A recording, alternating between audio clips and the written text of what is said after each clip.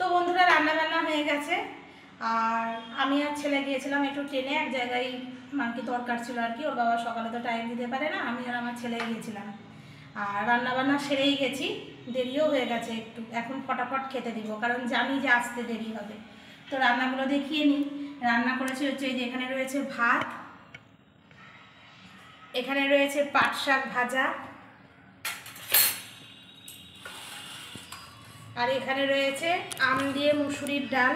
একদম পাতলা করে করেছি আম দিয়ে মুসুরির ডাল। বাবা হেভি গরম পড়েছে, নাহলে এটা না হলে আর হবে না। আর এই ডালটা খাওয়ার জন্য আজকে কিছু ভাজিনি, করেছি হচ্ছে অমলেট।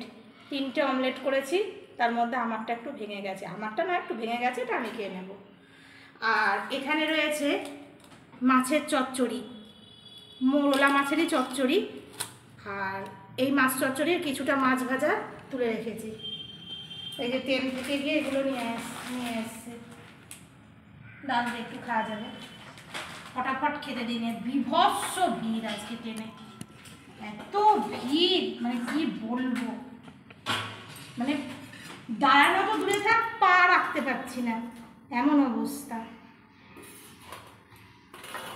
বাবা ট্রেন থেকে এসে স্নান ধান করে এই যে ফটাফট খেতে বসে গেছি।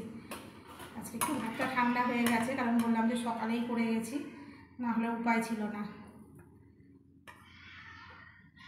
ও বাবা খেতে থাকুক, বেশি মাছ ভাজা রাখলাম না, কারণ ছেলে বিশেষ খাবে না মাছ ভাজা।